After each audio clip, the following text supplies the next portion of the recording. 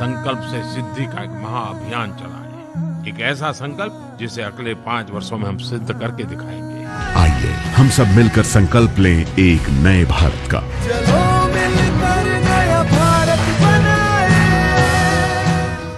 नमस्कार, मैं रविश कुमार। भारत बनाम इंडिया की जगह अब इंडिया बनाम न्यू इंडिया ने ले ली है। उसमें भी 2022 का न्यू इंडिया बनाम 2047 का न्यू इंडिया जुड़ गया है।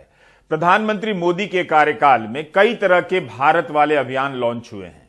इनके नाम कभी हिंदी में होते हैं, कभी अंग्रेजी में, जैसे स्वच्छ भारत हिंदी में है, मेक इन इंडिया अंग्रेजी में, आत्मनिर्भर भारत भी है जो इन दिनों चल रहा है, सक्षम भारत है, डिजिटल इंडिया है और स्किल इंडिया भी है।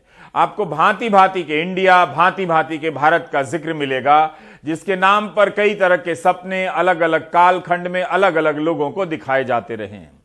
कभी भारत को विश्व गुरु बताया जाने लगता है, लेकिन जब यहां के फटीचर कॉलेजों की हालत दिखने लगती है तो विश्व गुरु छोड़ दिया जाता है, किसी और टाइप के इंडिया की बात होने लगती है। इस तरह की टैगलाइन और डेडलाइन के बीच भारत भटक रहा है।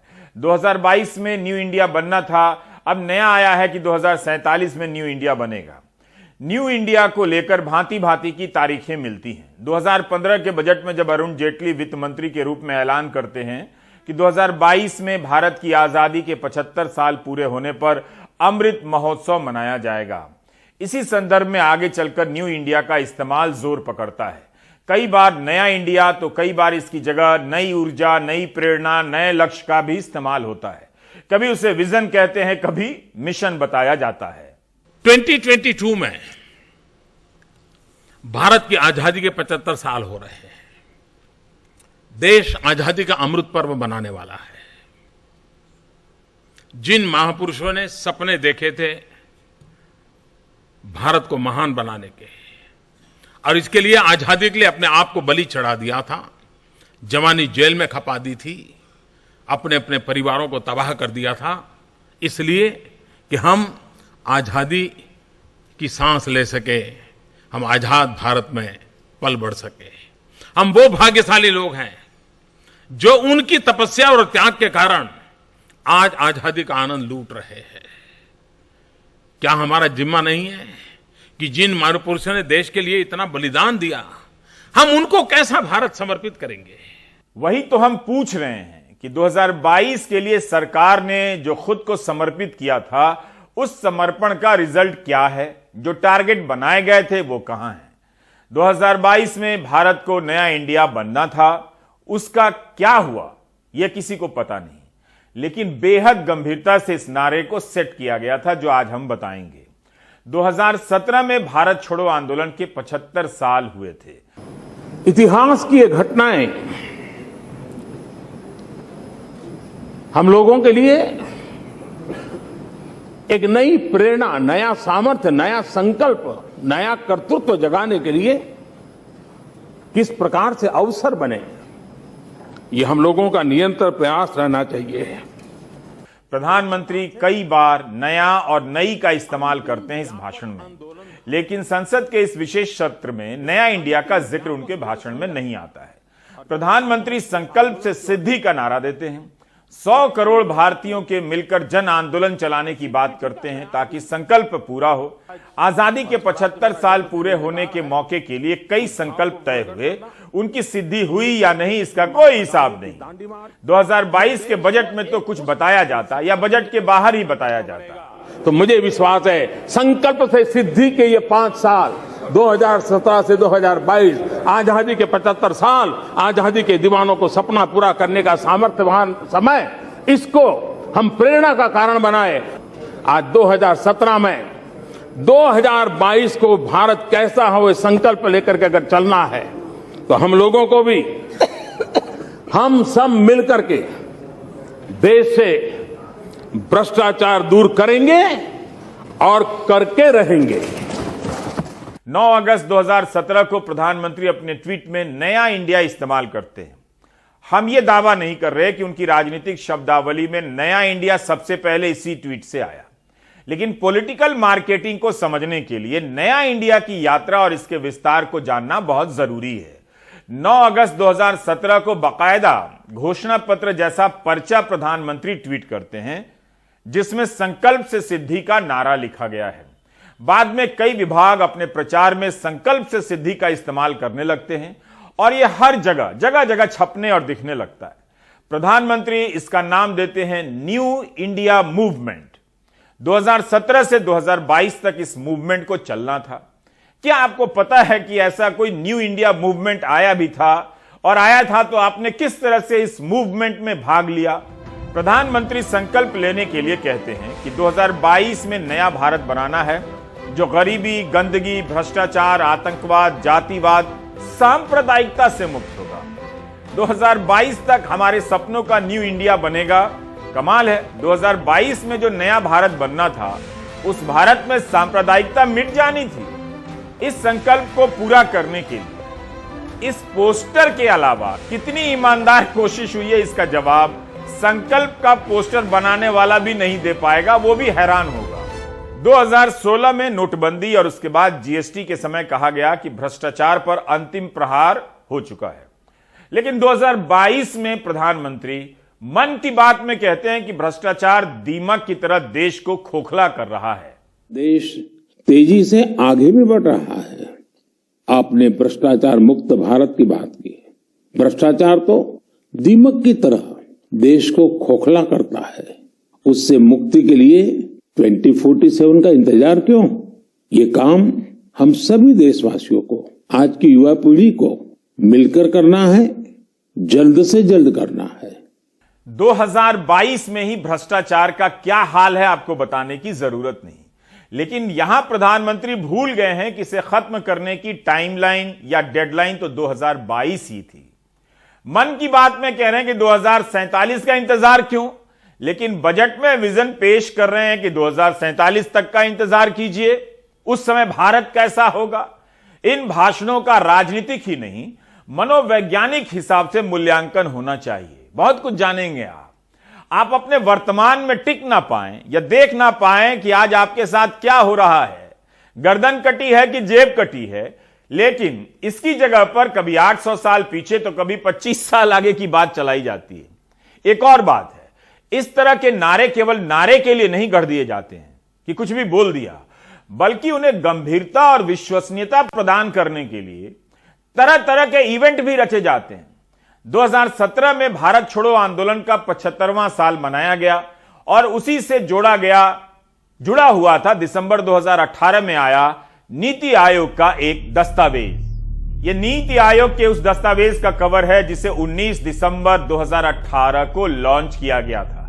इस पर अलग अलग भाषाओं में नया इंडिया, न्यू इंडिया लिखा हुआ है। आपको तोहफा का गाना याद है ना, तोहफा तोहफा तोहफा, फिर इको साउंड आता है, लाया लाया लाया, उसी टाइप का इसमें नया नया नया लिखा हुआ है। 232 पन्नों का यह दस्तावेज तैयार किया गया कि आजादी के 75 साल होने पर भारत को नया इंडिया बनाना है। इसकी भूमिका में लिखा गया है कि भारत छोड़ो आंदोलन के 75 साल होने से प्रेरणा ली गई है। इस तरह यह नया भारत के ऐलान का प्रमाणिक दस्तावेज बन जाता है, जिसे 2022 में बनना था। आप देखेंगे कि इस तरह के नए नए इवेंट के जरिए नया भारत के सपनों को लोगों के दिलो दिमाग में हेडलाइनों और प्रचारों के जरिए ठेल दिया गया ताकि लगे कि सरकार सीरियस है। आप कैसे नहीं सीरियसली लेंगे? प्रधानमंत्री ने इस फॉरवर्ड में लिखा है, नीति आयोग के दस्तावेज के फॉरवर्ड में, कि 2022 में न्यू इंडिया बनाना है। नीति आयोग के उपाध्यक्ष ने जोर देकर लिखा है कि 5 साल में ही न्यू इंडिया बनाना है। तो जो बना है वो कहां है, यही तो हम पूछ रहे हैं। आपको दिखाना है कि नहीं दिखाना है? नीति आयोग ने अपने दस्तावेज में न्यू इंडिया के लिए 41 क्षेत्रों की पहचान की है। सबके लिए अलग अलग टारगेट हैं जिन्हें 2022-23 में पूरा होना था। हर सेक्टर को लेकर इस दस्तावेज में 41 चैप्टर हैं। खेती वाले चैप्टर में जीरो बजट और ऑर्गेनिक खेती को बढ़ावा देने की बात की गई है, लेकिन इस मामले में क्या हुआ कुछ पता नहीं। यही नहीं, इलेक्ट्रॉनिक एग्रीकल्चर मार्केट ई-नैम बनाने की बात हुई। 14 अप्रैल 2016 को ई-नैम योजना लॉन्च की गई। तब प्रधानमंत्री ने कहा कि यह योजना भारतीय कृषि के लिए टर्निंग पॉइंट है। अब बताइए कि यह टर्निंग पॉइंट कहां है और यह योजना कहां है? हेडलाइन में कोई कमी नहीं की जाती, ना ही इवेंट और उसके ऐलान में। 4 साल बाद 2021 के बजट में सरकार ने बताया कि 1000 मंडियों को ई नाम से जोड़ दिया गया है। यह भी कहा कि आने वाले साल में 1000 नई मंडियों को जोड़ा जाएगा। लेकिन ई नाम की वेबसाइट से पता चलता है, जो आज हमने देखी है, कि 1000 मंडियां ही जोड़ी गई हैं ई नाम से। क्या इस एक साल में इस मामले में जीरो प्रगति हुई है? तत्कालीन कृषि मंत्री राधा मोहन सिंह 24 जनवरी 2019 को खुद ही अपने बयान की खबर ट्वीट करते हैं, जो अलग अलग अखबारों में छपी है, कि 2022 तक सारे 7500 स्थायी मंडियों को ई नाम से जोड़ा जाएगा। इसके अलावा 14,500 अस्थायी मंडियों को ई नाम से जोड़ा जाएगा। तो कुल मिलाकर 2022 तक 22,000 मंडियों को ई नाम से जोड़ा जाना था। लेकिन क्या यह टारगेट पूरा हुआ? 18 जनवरी 2019 को फेसबुक पर राधा मोहन सिंह, तब वो कृषि मंत्री थे, एक पोस्टर चिपकाते हैं। इसे हैशटैग के तहत 5 साल का चैलेंज कहते हैं और बताते हैं कि जनवरी 2019 तक 585 मंडियों को ई नाम से जोड़ा गया है, जबकि 2014 में ई नाम मंडियों की संख्या 0 थी। मतलब इतना शानदार काम कर दिया है। लेकिन क्या अब कोई फिर से चैलेंज वाला ऐसा पोस्टर बना देगा कि 22,000 मंडियों को ई नाम से 2022 तक जोड़ने का चैलेंज कहां गया? आज भी इसकी वेबसाइट पर 1000 मंडियां हैं, जबकि फरवरी 2021 की इस छपी हुई खबर में कृषि मंत्रालय का बयान है कि ई नाम से 1000 और मंडियों को जोड़ा जाएगा। इसका मतलब है कि जो कहा जा रहा है वो पूरा नहीं हो रहा है। तो यह हाल है न्यू इंडिया बनाने के लिए संकल्प और सिद्धि का। लेकिन नाम देखिए, जैसे अमृतकाल, संकल्प और सिद्धि, फर्क ही नहीं कर पाएंगे कि सरकार की योजना है या किसी शास्त्र पुराण से निकली हुई योजना है। 9 जुलाई 2019 में पीआईबी के एक प्रेस रिलीज के जरिए सरकार बताती है कि ई नाम से करीब 1,64,00,000 किसान जुड़े हैं। आज इसकी वेबसाइट पर दिखा कि ई नाम मंडी के लिए पंजीकृत किसानों की संख्या 1,72,00,000 है। यानी 2019 से 2022 के बीच केवल 8 लाख किसान ही ई नाम से जुड़े। यही हाल ऑर्गेनिक खेती का है। इस बार के बजट में कहा गया है कि गंगा नदी के किनारे ऑर्गेनिक खेती का प्रसार किया जाएगा। नमामि गंगे की बात नहीं होती है, लेकिन किसी ना किसी बहाने गंगा की बात होती रहती है। जैसे पता चले कि गंगा को ही साफ करने के अभियान के तहत यह सब किया जा रहा है। ऑर्गेनिक खेती के हाल पर हमने 22 नवंबर 2021 के प्राइम टाइम में कुछ दिखाया था। उसका एक हिस्सा आपको दिखाना चाहता हूं, तब पता चलेगा कि ऑर्गेनिक खेती के नाम पर 2016 से कैसे सपना दिखाया जा रहा है।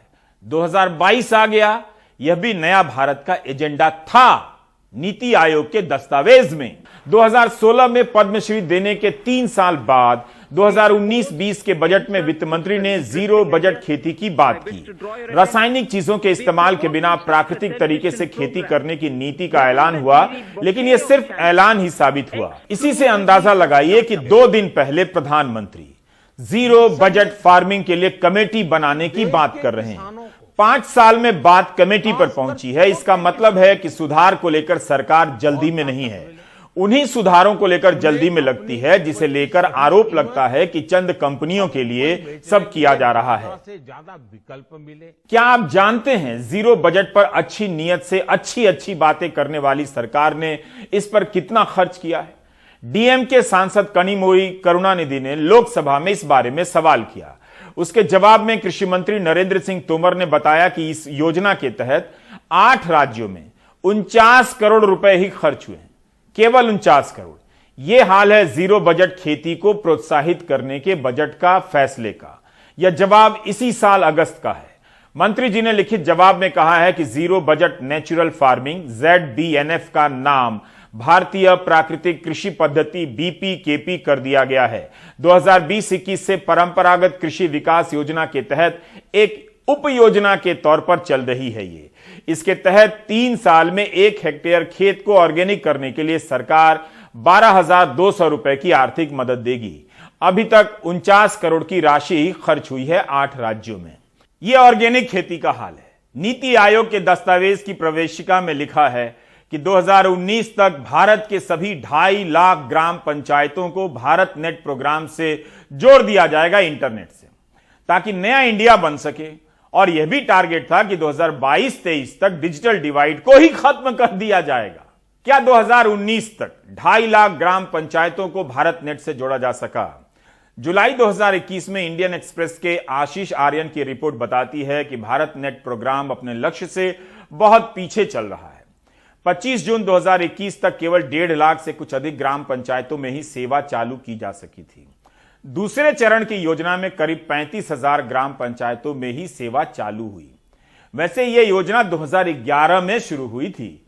15 दिसंबर 2021 को आईटी मंत्री अश्विनी वैष्णव ने लोकसभा में बताया कि 30 नवंबर 2021 तक 1,67,156 ग्राम पंचायतों में ही सेवा चालू हो सकी है। यानी 2019 का टारगेट 2021 तक पूरा नहीं हुआ। यह हाल है संकल्प और सिद्धि का नया इंडिया बनाने का।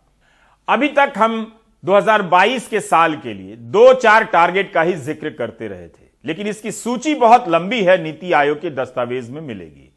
किसानों की आय 2 गुनी होनी थी, 2022 में नहीं हुई। 2022 में प्रधानमंत्री आवास योजना के तहत 6 करोड़ बनने थे, लक्ष्य से यह योजना काफी पीछे है। पीएम कुसुम योजना के तहत लाखों सोलर पंप किसानों को दिए जाने थे, नहीं दिए गए। 1.5 lakh health and wellness centre बनने थे, पूरे नहीं बने, काफी कम बने। इसी तरह 2022 के लिए 22,000 मंडियों को ई नाम से जोड़ा जाना था, नहीं जोड़ा गया। भारत नेट का हाल आपने देखा।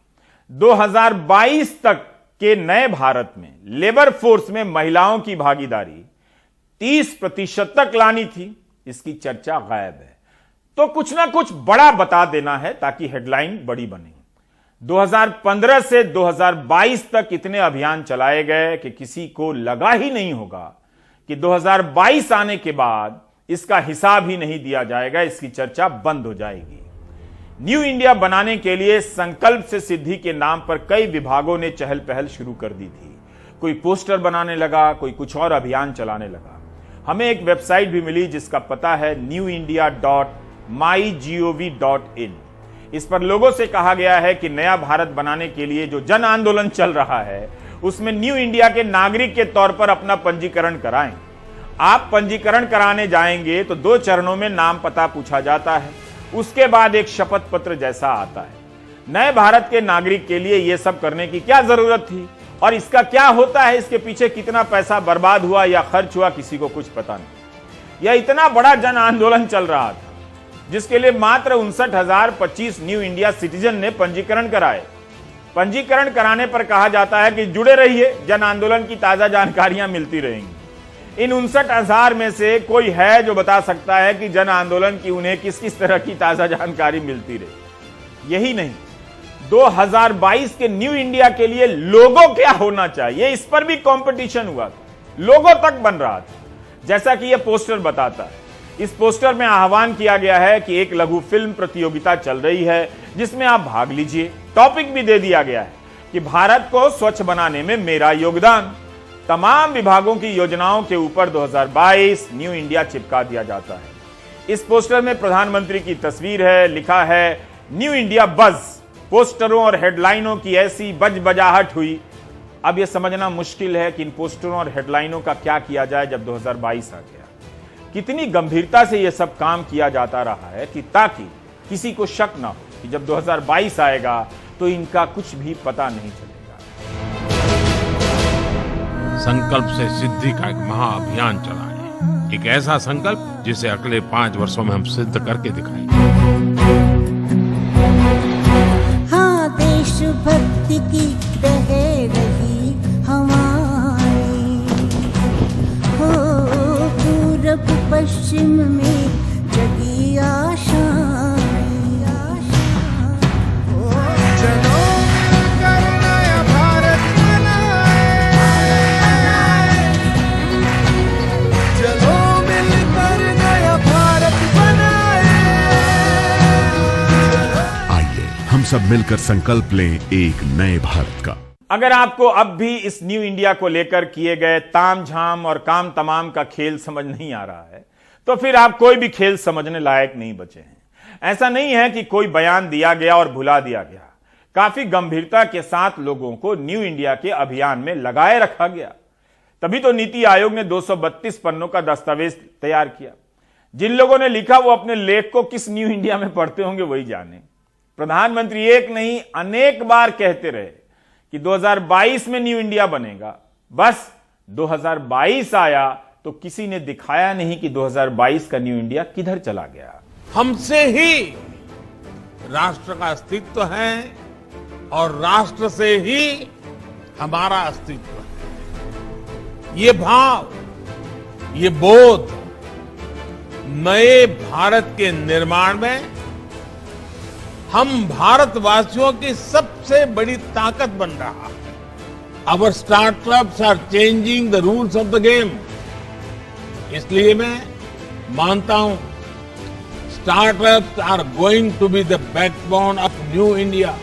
मुझे पूरा भरोसा है इसी संकल्प के साथ आने वाले साल में देश आगे बढ़ेगा और 2022 एक नए भारत के निर्माण का स्वर्णिम पृष्ठ बनेगा। नया इंडिया 2022 से अब 2047 पर शिफ्ट हो गया है। बजट में बताया गया कि भारत अमृत काल में प्रवेश कर गया है। इस बजट का विजन अगले 25 साल का हो गया है, जब भारत की आजादी के 100 साल होंगे। हम आपको एक जानकारी देना चाहते हैं, जब 2022 नहीं आया था, बहुत दूर था, तभी से 2047 को सीन में लाया जा चुका था। 2019 के लोकसभा चुनाव के लिए बीजेपी ने घोषणा पत्र जारी किया। इसमें प्रधानमंत्री मोदी का संदेश है, जिसमें वे 2047 के भारत की बात करते हैं। कहते हैं कि जब 2047 में भारत की आजादी के 100 साल होंगे, तब का भारत कैसा होगा इसकी कल्पना करनी चाहिए। लेकिन इसी घोषणा पत्र में गृहमंत्री राजनाथ सिंह का संदेश छपा है कि भारत आगे बढ़ रहा है और 2022 में न्यू इंडिया के लक्ष्य को हासिल करने की ओर अग्रसर है। इस घोषणा पत्र में बीजेपी मतदाताओं से अपील कर रही है कि 2019 से 24 के बीच नए इंडिया की बुनियाद रखने के लिए वोट दीजिए। इस थीम के आधार पर वोट मांगा गया। नया टूथपेस्ट, नया दंत मंजन, नया दातुन, नया खरिका, नया साबुन, नया तेल के जैसा हो गया है अपना नया इंडिया।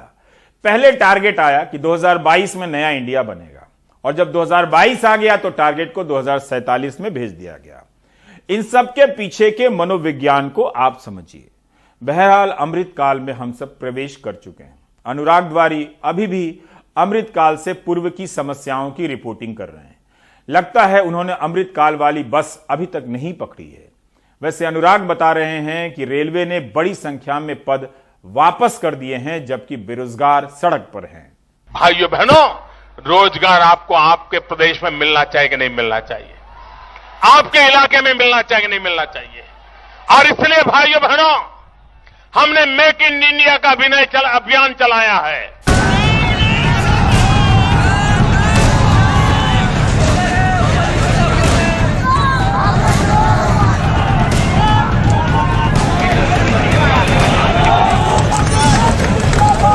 माता पिता से बहुत मन करता, लेकिन क्या बताए सर, गांव में जाता है ना तो दिया दर कहता है क्या कि कहता है कि इतना दिन से रहता है अभी तक जॉब नहीं हो रहा, क्या करता।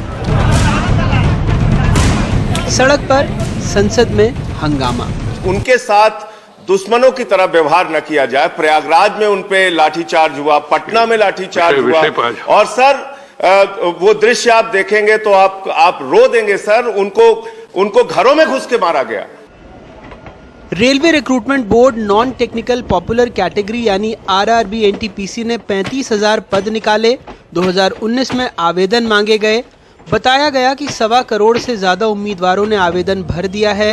यानी रोजगार के मामले में सरकार ने अपना रिपोर्ट कार्ड खुद दे दिया। एक तो बेरोजगारी बढ़ रही है, दूसरी नौकरियां घट रही हैं। अकेले भोपाल डिवीजन में 2016-17 में स्वीकृत पद 18,717 थे, जो 2020-21 में घटकर 17,998 हो गए। पिछले 5 सालों में रेलवे ने 1402 पद सरेंडर कर दिए, 683 नए पद आए, यानी अकेले भोपाल डिवीजन में 719 पद कम हो गए। पूरे नॉर्दर्न रेलवे में पिछले 5 साल में 18,011 पद सरेंडर कर दिए गए, नए पद आए 12,881, यानी 5,130 पद कम हो गए। जबकि ग्रुप सी में स्वीकृत पद 1,14,065 हैं, खाली पद हैं 28,550। ग्रुप डी में स्वीकृत पद हैं 53,770, खाली पद हैं 8,886।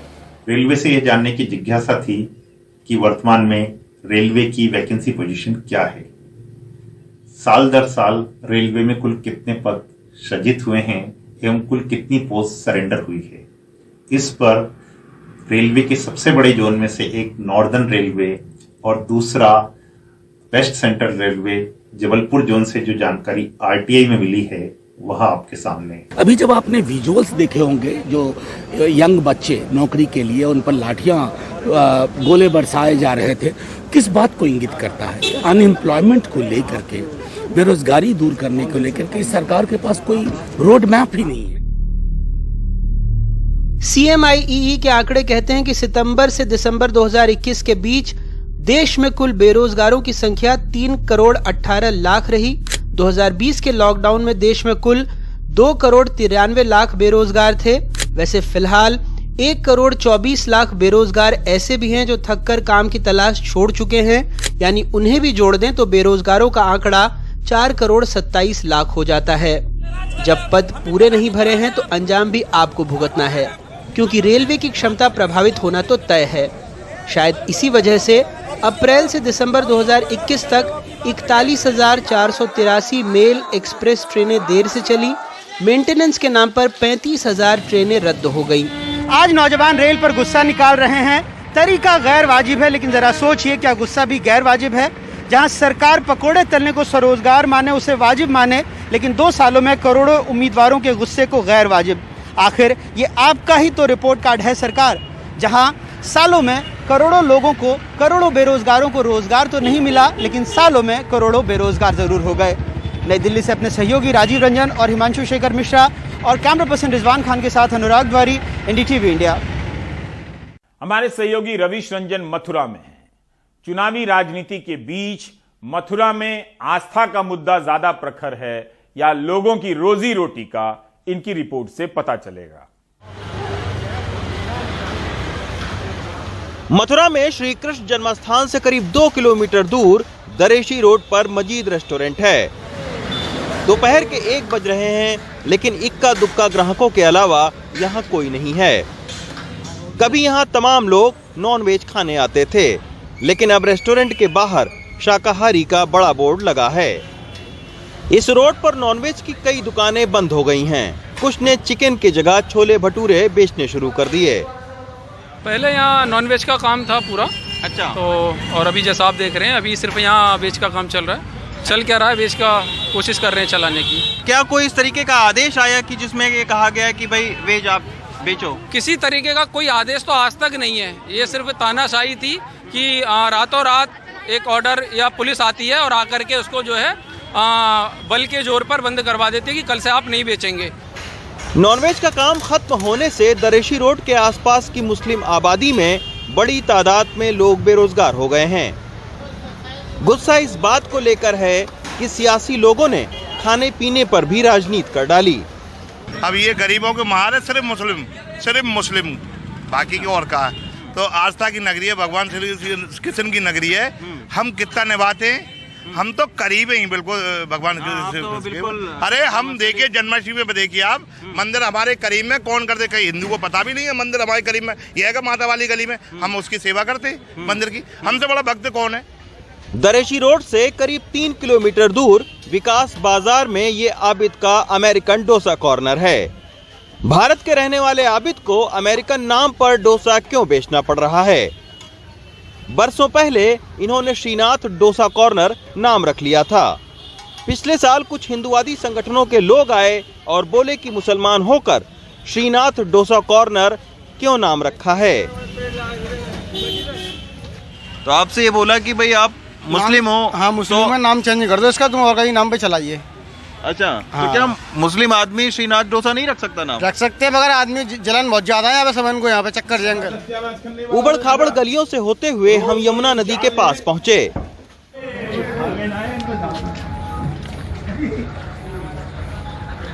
नदी की सफाई के नाम पर 500 करोड़ रुपए खर्च हो चुके हैं, लेकिन यहाँ के पुरोहित और आम शहरियों से सुनिए कि उनके लिए यमुना की सफाई जरूरी है या मीट पर पाबंदी। क्या आप लोगों के बीच अब से पहले कोई ये मुद्दा था कि मीट की दुकान बंद करने की डिमांड आप लोगों ने की थी क्या? नहीं, किसी ने नहीं की। नहीं। ये कितने सालों से खुला हुआ था? ये तो शुरू से खुला हुआ अच्छा, शुरू से 50 साल की उम्र है, 50 साल से देख रहे हैं। तो कभी मीट को लेकर आप लोगों के बीच में कोई ऐसा झगड़ा, कोई बवाल या कोई आपने डिमांड भी नहीं की? कोई कुछ नहीं हुआ, कोई कुछ नहीं तो हुआ। फिर ये कहाँ से इनको ख्याल आ गया कि इसको मुद्दा बनाया जाए? बस ये तो राजनीति है। अच्छा, विधानसभा चुनाव प्रचार में मुगलों से लेकर जिन्ना तक को याद किया जा रहा है, लेकिन मथुरा के अमरनाथ और आबिद की समस्याओं से पल्ला झाड़ा जा रहा है। लोगों को समझ आ रहा है कि सियासी नेताओं की इसी चाल से बाखबर रहने की जरूरत है। मथुरा से सौरभ गौतम के साथ रवीश रंजन शुक्ला, एनडीटीवी इंडिया।